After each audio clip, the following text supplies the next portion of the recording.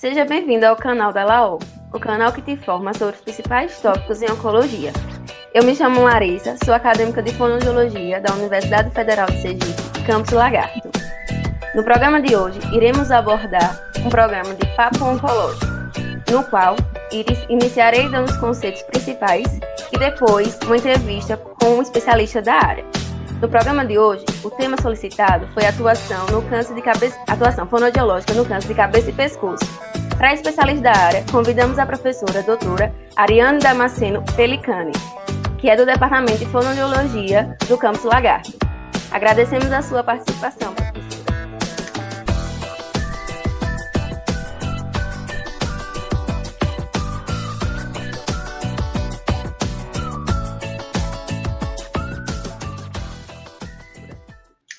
Obrigada, Larissa. Eu que agradeço o convite. Estou muito feliz em poder estar fazendo esse bate-papo com você e poder explicar um pouquinho sobre a atuação da fono, né, nos pacientes de cabeça e pescoço, não só para divulgar entre os fonoaudiólogos, os nossos discentes, mas também pensando no trabalho em equipe multidisciplinar.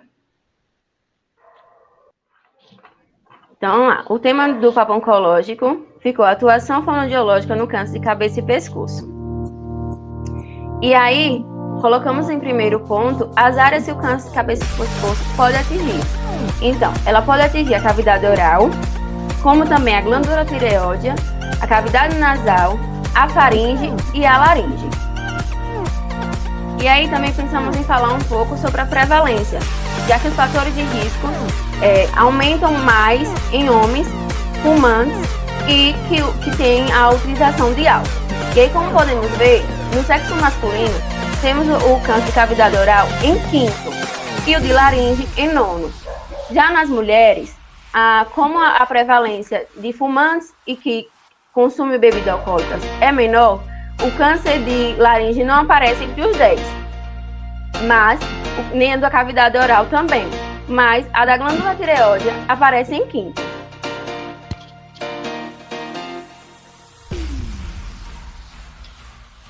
Agora, eu vou pedir para a professora falar um pouquinho sobre a atuação fonoaudiológica no câncer de cabeça e pescoço.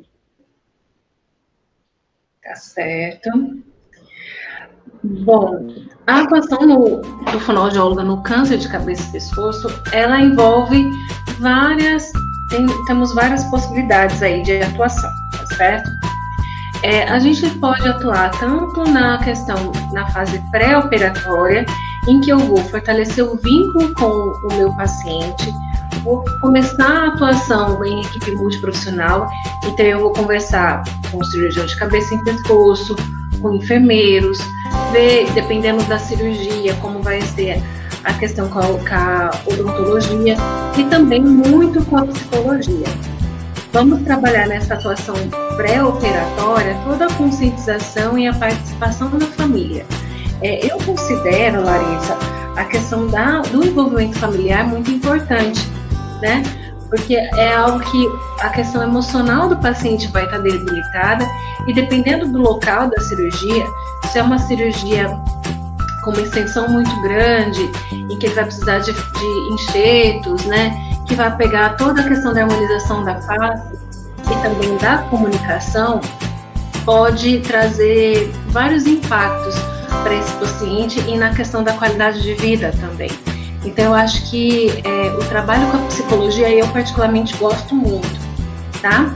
Então, o atendimento, o papel do fonoaudiólogo, a gente vai trabalhar nessa fase pré-operatória e eu posso também trabalhar em como vai ser esse pós-operatório imediato. Então, por exemplo, num câncer de laringe, o paciente ele vai ser submetido a uma laringectomia total, uma laringectomia parcial, ele vai precisar ficar um tempo sem conversar, né, sem usar a voz, ele vai ter uma mudança, pode estar com a cânula de traqueostomia ou com o estoma respiratório definitivo, ele pode ter vai ter uma alteração na fala, vai estar com o uso da sonda. Então, como que esse paciente vai fazer para se comunicar com a equipe que vai estar assistindo ele durante a internação hospitalar? Então, no hospital em que eu trabalhava, até antes de vir para cá, a gente trabalhava muito com pranchas de comunicação, né, com a comunicação alternativa. Então, esse paciente, ele vinha para a fono antes, ele via qual era a cirurgia, né, que estava sendo pensada para esse paciente, e a gente começava a acertar, como que vai comunicar? Vai ser por escrita? Tem como? Vai ser por prancha? Vamos ver quais são os melhores símbolos para a gente ajustar entre o fonoaudiólogo e o paciente e que vai ser funcional para esse paciente se comunicar enquanto ele estiver ali internado. E também a gente passa por toda a orientação. Olha, pode ser que o senhor tenha mudança na forma de se comunicar, mas a gente está aqui. Olha, talvez o senhor precise ficar com a sonda, mas dependendo da extensão cirúrgica, né? Aí tem todas as informações que a gente vai ter com a equipe, para a gente estar conversando com o paciente. A gente vai estar trabalhando com a reabilitação. Então, são acordos e uma forma do paciente ficar mais tranquilo. Eu, particularmente, já tive experiência de um paciente passar por uma cirurgia em que ele não sabia que ele ia ficar com sonda e não sabia que ele ia ficar sem falar. Então, na UTI, no pós-operatório imediato, ele ficou muito agitado e foi muito difícil para ele a reabilitação, foi bem complicado, né? Pensando nos pós-cirúrgicos mais tardio, né, de quando esse paciente já vai para o ambulatório, nós conseguimos fazer a avaliação da voz, da fala, né, da motricidade orofacial, ver a questão da segurança para esse paciente se alimentar e também fazer um encaminhamento para uma avaliação audiológica, porque a gente sabe da questão da ototoxicidade quando esse paciente tem indicação de quimioterapia, tá? Algo que o fonoaudiólogo trabalha muito é a questão da qualidade de vida, em que a gente sabe que tanto os aspectos da doença, mas também suas sequelas na comunicação e na alimentação dele podem trazer muito impacto negativo para a qualidade de vida. Algo que há um tempo a gente tem discutido muito na fonoaudiologia são os grupos de apoio. Então, temos os grupos de apoio ao laringectomizado, grupos de canto coral, em que nós vamos fazer umas reuniões com os laringectomizados e trabalhar vários aspectos aí de apoio emocional com o psicólogo, a questão da comunicação, canto, né? Muitos às vezes gostavam de cantar, mesmo cantarolar assim no dia a dia, e acham que porque tirou a laringe, tirou as pregas vocais, vão ter essa dificuldade. Não, a gente consegue trabalhar também a questão do canto e é muito legal, é bem bacana esse tipo de trabalho. E o papel do fonoaudiólogo nesse manejo do câncer de cabeça e pescoço também, e principalmente a gente tem que enfatizar muito isso, eu acho que principalmente no nosso estado de Sergipe, a importância de um trabalho em equipe multidisciplinar. Então, o cirurgião de cabeça e pescoço, o radioterapeuta, o oncologista trabalharem junto com o fonoaudiólogo, com a equipe de enfermagem, com a terapia ocupacional, psicologia, nutrição. É um trabalho que, quando feito em conjunto, o paciente ganha muito. Agora a gente vai fazer as perguntas, a gente elencou 5 perguntas. E a primeira, professora, foi: nos casos em que for necessário a realização de uma laringectomia total, como a fonoaudiologia pode ajudar? Bom, primeiro que quando o paciente faz uma laringectomia total, como eu falei, a gente tem que começar a atuação na fase pré-operatória. Então, a experiência que eu tenho era de fazer as orientações junto com a equipe da psicologia para esse paciente, e às vezes era necessário mais de um atendimento pré-operatório, então era bem interessante, e a gente mostrar para o paciente que apesar de ele vai tirar a laringe, como que vai ficar as mudanças anatômicas e funcionais para ele. Então, eu preciso mostrar para o meu paciente que a questão, ele não vai mais respirar pelo nariz, ele vai ter que respirar pelo estômago respiratório, pelo estômago definitivo. Pode ser que ele venha ter impacto na deglutição. Por quê? Porque quando a gente tem a laringe, a laringe ela vai elevar no pescoço e vai se anteriorizar, e isso o esôfago vai abrir para receber esse alimento. A laringe saiu. Então, como que vai ficar esse aspecto da deglutição? Muitos pacientes também tem a ver a questão da reconstrução, mas muitos pacientes podem ter queixa de estase de alimento. Às vezes eles falam, olha, o alimento está parado na garganta e não desce. Então a gente tem que ajudar esse paciente com manobras, ajudando nos exames com o cirurgião de cabeça e pescoço para ver como que está a questão funcional da deglutição, de como ficou, para auxiliar esse paciente. Nessa fase pré-operatória, além de eu explicar essa questão da deglutição, eu tenho que falar que ele vai estar com a sonda no primeiro momento imediato, mas que posteriormente ele vai estar saindo da sonda. Pode ser que venha a ter esse problema que eu falei, ou não, principalmente para consistência mais sólida. E eu também vou trabalhar com ele a questão da imagem corporal dele, proteção do estômago respiratório, né? Então, na hora que ele for tossir, ele vai ter que pôr a mão aqui ou se proteger no estômago, que é onde vai sair a secreção, e não na boca ou no nariz. Outra orientação é que ele vai ter uma alteração na voz, então, nesse primeiro momento pós-operatório, ele vai ficar sem voz, então ele possivelmente vai se comunicar ou por escrita, por gesto, dependendo de como for a indicação médica, né? Se pode colocar uma prótese traqueosofágica logo na cirurgia, né? Que seria inserção primária, ou não, aí varia de caso para caso. Mas eu também tenho que orientar o paciente que ele vai ter que ter cuidado na hora do banho, porque se a água cai, ela pode ir para o pulmão. Ele vai ter alteração no cheiro, no olfato, no levantamento de peso, na força. Tudo isso são coisas que ele pode vir a ter queixas, tá? E a gente também vai trabalhar com esse paciente no pós-operatório a questão de como vai ser o melhor método para ele se comunicar.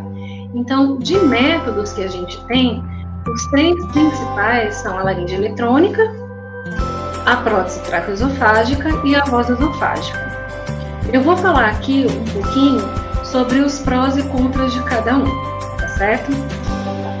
Para a gente avaliar qual vai ser o melhor método de comunicação, primeiro eu preciso ver a destreza manual desse paciente, porque na laringe eletrônica ele vai ter que segurar o aparelho, na prótese traqueosofágica dependendo da condição do paciente, se ele não tiver condição de comprar uma válvula freehand, que a gente chama, que é algo mais até atual, ele vai ter que fazer a oclusão do estômago respiratório para fazer essa fonação, então ele precisa de uma destreza manual. Preciso avaliar se esse paciente tem deficiência auditiva, então saber como que está a acuidade auditiva desse paciente, saber aspectos da ficha operatória. Então, muitos médicos às vezes vêm falar para a gente, olha, ele fez uma laringectomia total. Ok, eu preciso saber se ele fez esvaziamento cervical, o que foi proposto e o que foi realmente retirado, o que ficou, né? Se teve uma ressecção dessa parte alta do esôfago, porque se retirar essa parte alta do esôfago, eu posso ter uma comunicação um pouco mais difícil se eu pensar em prótese traqueosofágica e voz esofágica. Se ele teve uma afasia, uma disartria, se ele tem metástase e a disponibilidade do paciente para aprender os métodos. Então, pensando na parte mais prática, a gente tem a laringe eletrônica. Na laringe eletrônica, ela é um equipamento eletrônico em que ela tem uma membrana em cima, né, na parte mais alta dela, e eu consigo escolher a frequência, se uma frequência mais aguda ou mais grave. Então, nos modelos que a gente tem de mais fácil acesso para os nossos pacientes. Então, o paciente a gente vai junto auxiliar o paciente a escolher a melhor posição para a laringe eletrônica. Essa laringe eletrônica ela vai fazer o papel da laringe, né, da prega vocal, que é fazer o som. Então, ela vai dar esse som e a gente vai fazer todo o trabalho da articulação e colocação para facilitar a comunicação desse paciente. Então, a laringe eletrônica ela é um meio mais rápido da gente conseguir a reabilitação desse paciente, só que ele é algo que ele vai ter que sempre estar com uma mão ocupada. Eu preciso trabalhar com ele gesto, eu vou estar limitada. A questão da expressividade vocal também vou estar limitada. A qualidade vocal vai ser artificial. Ela é impessoal. A gente, pela voz laringe, a gente consegue saber sexo, idade, nível até cultural. Tudo isso a gente consegue saber por meio da voz. Quando o paciente ele vai para uma laringe eletrônica, a gente perde um pouco até essa capacidade de inflexão e curva melódica da nossa voz, tá? Mas ele é algo que faz com que o paciente saia do silêncio involuntário, tá certo? A laringe eletrônica, ela também pode ser um meio para a gente treinar outra forma de comunicação, que é a voz esofágica. O que é a voz esofágica, Larissa? A voz esofágica, a gente vai fazer o quê? Esse paciente, ele vai ter que capturar o ar pela boca, jogar para o esôfago, no terço superior desse esôfago, ele vai dar uma segurada e ele vai soltar essa voz, vai vibrar o esfíncter esofágico superior, ou a transição faringoesofágica, tá? Ele vai ter essa vibração. É uma qualidade vocal muito restrita, molhada, né? Com bastante, por conta da saliva que fica ali parada, mas envolve um treino muito, muito, muito longo. O treino, assim, varia bastante, mas muitos pacientes têm dificuldade de começar essa voz esofágica, assim, ela é uma voz que traz uma inteligibilidade de fala um pouco mais reduzida, envolve bastante treino, mas é algo que a gente consegue trabalhar com esse paciente no SUS, em que o paciente não tem condição de comprar uma prótese traqueosofágica ou uma laringe eletrônica. Eu, particularmente, quando a gente vai ver na literatura, a literatura fala que para o paciente começar um arrolho esofágico, ele demora 6 meses de treino, em média. Mas a minha experiência é do paciente ele começar, pelo menos esses arrolhos, com 1 mês de terapia. Lógico que eu vou precisar avaliar como que foi essa reconstrução, né? Desse paciente, a reconstrução dessa transição faringoesofágica. Como que ficou? Será que estava tendo uma hipertrofia? Porque se tiver hipertrofia nessa região, vai ser difícil tanto para o paciente conseguir uma voz esofágica quanto uma traqueosofágica. Então, são outras questões que envolvem outros tipos de avaliação de equipe que é interessante a gente estar avaliando para ver essa proficiência da voz e da fala desse laringectomizado. Outra forma de comunicação que a gente tem é a prótese traqueoesofágica. A prótese traqueoesofágica, ela pode ser colocada pelo cirurgião de cabeça e pescoço, tanto no momento da cirurgia de retirada da laringe, que é o que a gente chama de inserção primária, como posteriormente, que seria a inserção secundária. Então, o paciente fez a laringectomia, passou pela fono, escolheu que ele quer a prótese traqueoesofágica. Então, aí a gente vai avaliar se ele é um possível candidato para prótese e vai conversar com a equipe. E aí esse paciente vai ser submetido a uma nova cirurgia. Então o paciente também ele tem que querer passar por um novo procedimento operatório, né? Mas ele é muito mais simples do que a cirurgia de laringectomia, obviamente. A prótese traqueosofágica, ela parece um carretelzinho de linha, tá? Então, ela é uma forma ela é uma prótese que vai ser colocada na parede traqueoesofágica desse paciente. Então, o ar consegue passar, mas o alimento não passa de volta, a não ser que essa prótese não esteja funcionando adequadamente, certo? A prótese traqueosofágica, ela traz para a gente, para o paciente, um benefício de que ele vai ter um ar pulmonar. Então, o tempo de emissão de vogal, o tempo de emissão de fala dele vai ser muito maior do que comparado à voz esofágica. a proficiência da voz traqueoesofágica, ela tende a ser muito melhor, a inteligibilidade de fala e tudo tende a ser muito melhor nesse paciente. O paciente canta, tudo mais. Só que ele tem que ter essa destreza manual, ele tem que começar um treino, né? Tem todas aquelas questões que eu falei anteriormente, a questão da acuidade auditiva, do treino, destreza manual, que a gente precisa fazer com esse paciente, certo? Outras coisas até novas que a gente traz para cá, novas eu coloco até entre aspas, mas que tem sido trabalhado há bastante tempo, é a questão da reabilitação do olfato. Então, o paciente, quando ele faz uma laringectomia, ele pede a toda a questão de proteção de via aérea, né? Proteção, a filtragem do ar, o aquecimento, a umidificação do ar, ele pede.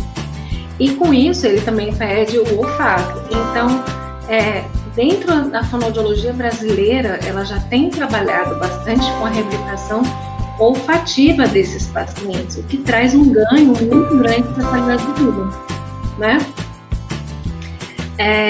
Outro aspecto que a gente trabalha também são as questões de higiene e da proteção do estômago respiratório, como eu comentei com você.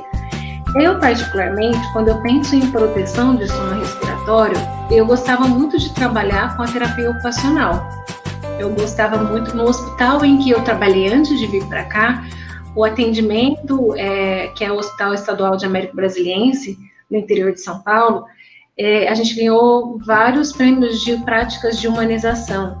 Então, a equipe multi trabalhava muito em conjunto. Então, o meu paciente de laringectomizado total, a TO trabalhava com ele a confecção de protetor do estômago respiratório, tanto de vários protetores, tanto de paninho para colocar, para fechar, para proteger a entrada de inseto, do próprio ar, né, ressecar aqui, ou o paciente colocar uma máscara cirúrgica, que não é muito legal.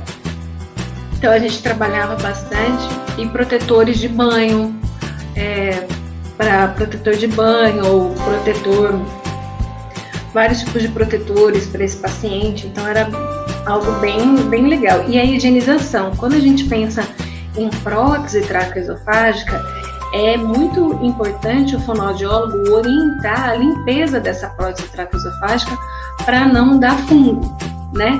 E se der fungo, o tempo de vida dessa prótese traqueoesofágica ele diminui consideravelmente. Segunda pergunta.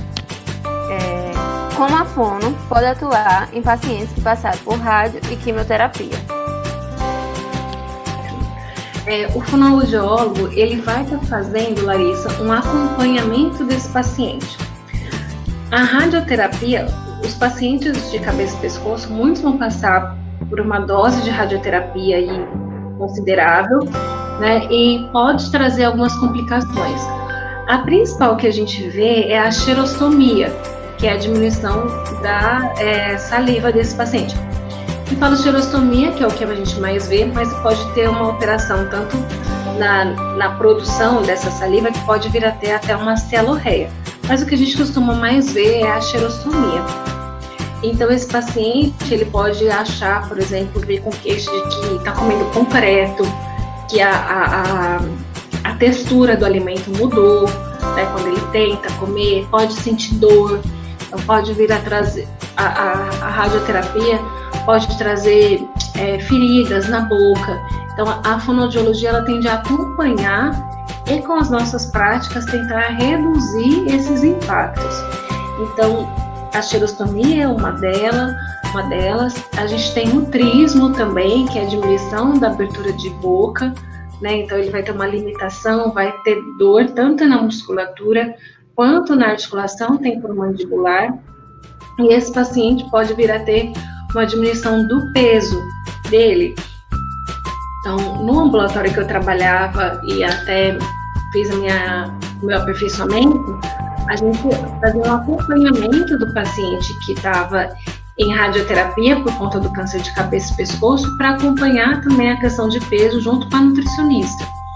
Então, a gente via se ele estava conseguindo, se ele estava dependendo do câncer, se ele estava conseguindo comer por boca, como que estava? Ele estava conseguindo comer uma quantidade adequada?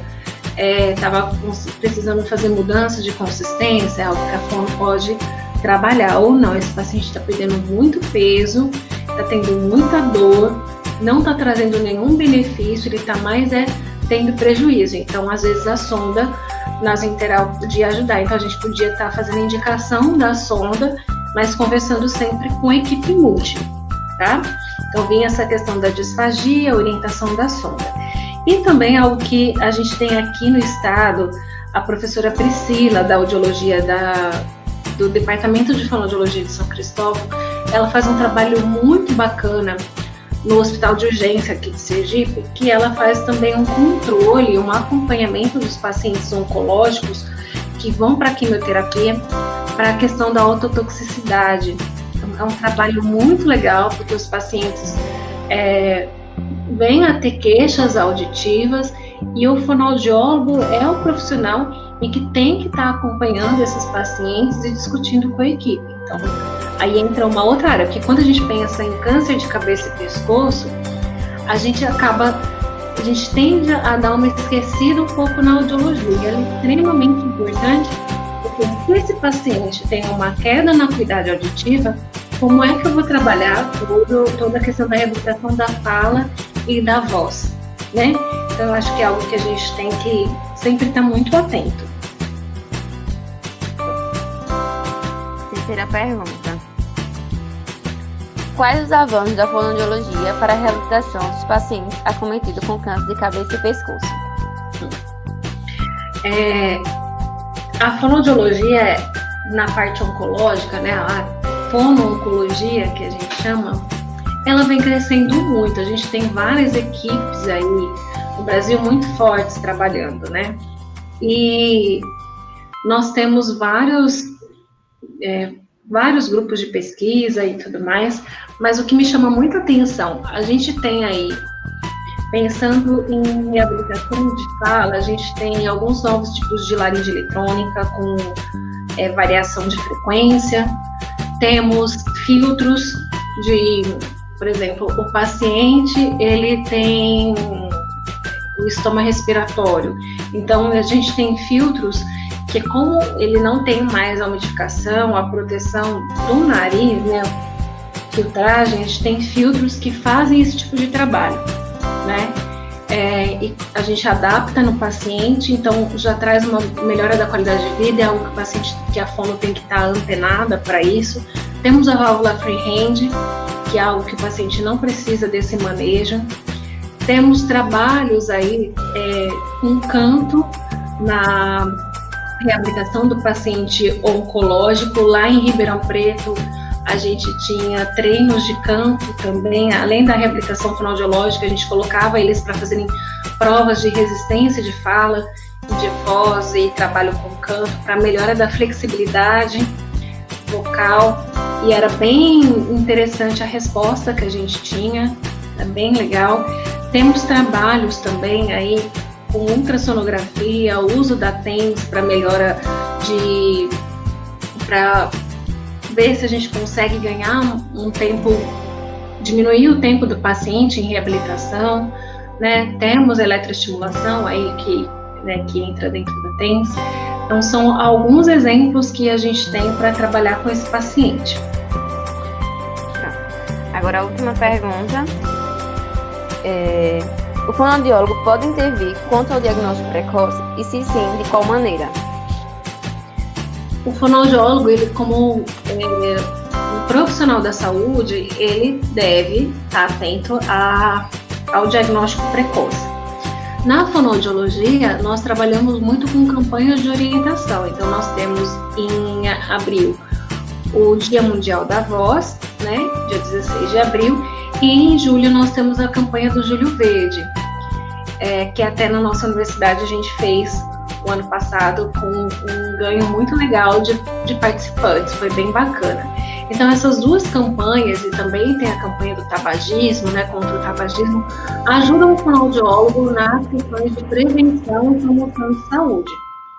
Nas campanhas de voz, particularmente falando, nós conseguimos também fazer a avaliação vocal. Então, se o paciente tem um perfil em que pode se enquadrar como um possível candidato ao câncer de cabeça e pescoço, a gente encaminha o mais rápido possível para uma avaliação médica, tá? Então, o fonoaudiólogo, ele tem essa capacidade, sim, né? Não só em campanhas, mas na própria clínica, se a gente observa o perfil de um paciente que ou pode estar sendo acometido por um câncer, ou pode ter chance de desenvolver, né, dentro dos hábitos dele, o histórico, a gente tem que fazer um encaminhamento, sim, a gente participa. Certo? Para finalizar o vídeo, eu queria que a senhora falasse um pouquinho da sua experiência. A minha experiência antes de vir para Aracaju e me tornar docente da Universidade Federal de Sergipe, a minha graduação foi pela USP de Ribeirão Preto, né? Eu sou do interior de São Paulo, né, de Ribeirão, e lá na USP, a fonoaudiologia, ela tem, dentro do projeto pedagógico do curso, uma vertente hospitalar muito forte. Então, a gente, desde a graduação, participava de estágios de disfagia, de laringectomizados. Então, eu sempre fui apaixonada pela área de voz, mas na hora que eu conheci esse perfil de paciente, como era a atuação da fonoaudiologia, meus olhos brilharam e eu me interessei muito por essa área, porque os profissionais que trabalham lá no Hospital das Clínicas de Ribeirão Preto são extremamente bons e desenvolvem com muito amor a profissão e o carinho que eles têm pelo paciente. Então, eu comecei a gostar muito dessa área e comecei a trilhar um pouquinho mais por esse lado. Então, no meu quarto ano de fono, eu tive contato com a disfagia mecânica, em que tinha um ambulatório específico para disfagia mecânica, em que tinha vários pacientes laringectomizados parciais, né, com laringectomia parcial, câncer de boca, de faringe, de lábio, de maxila, mandíbula. Era bem interessante, pensando também no aprendizado como discente de fonoaudiologia. Aí depois eu fiz um aperfeiçoamento em fonoaudiologia hospitalar, com ênfase na área de voz e na área de fono-oncologia. Então eu trabalhei, fiz esse aperfeiçoamento em que eu trabalhava também com paciente oncológico, então foi mais um aprendizado. Fiz o meu mestrado nessa área de reabilitação de voz, né, com paciente de laringectomizado total, falante por prótese traqueosofágica. Então, o meu trabalho eu avaliei se eles tinham resistência vocal. Então, além de eles colocarem uma prótese traqueosofágica, olha, vamos conversar bastante tempo, vamos fazer provas e vamos ver se sua voz mantém, se é diferente da valvularinge ou não. E foi muito legal, eles são ótimos, os pacientes são muito bacanas. E depois que eu terminei o mestrado, eu comecei a trabalhar no Hospital Estadual de Américo Brasiliense. E era um hospital que chegava todo o perfil de paciente, então eu gostava muito de trabalhar com os pacientes que tinham sido submetidos à tiroidectomia total, era o que mais tinha, né, de demanda. A gente atendia muito